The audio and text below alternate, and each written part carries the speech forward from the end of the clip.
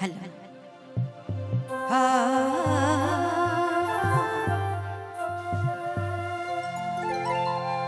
दे रे दे हे हाय रे हे सोनाया मथे करम दीदी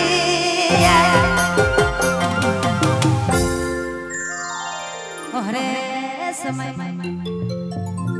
जब इस समय और कर्म कर दी पिया न खाए तो सब कुछ अधूरा है। और देखो पिया कहाँ जाए के रह गए से के हम सुनाब राजुदा हे रे हे हाय रे जोड़ी ए मैना उठे करम दीदी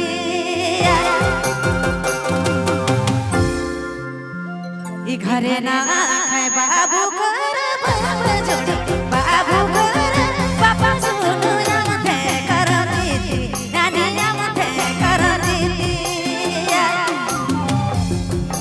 घरे ना खाए बाबू कर पापा सुनु नामते कर दीदी नानी नामते कर दीदी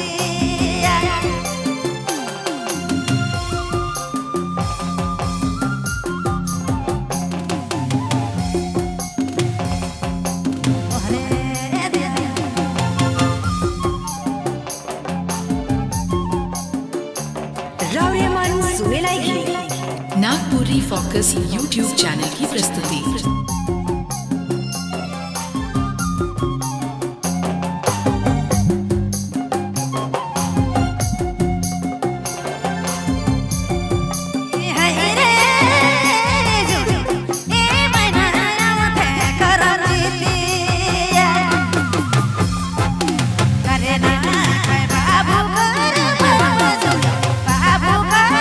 बाबा ने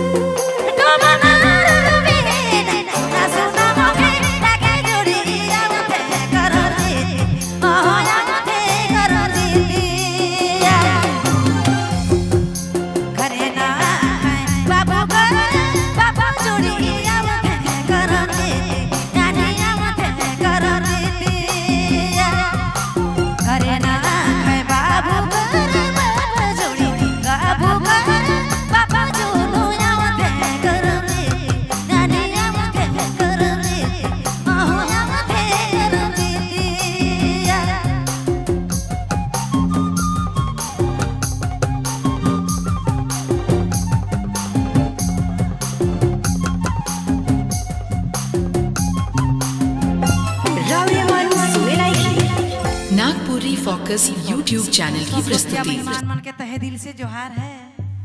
दादा प्रणाम करत हो। हेलो। अहिर जाति मने बड्डी हर हर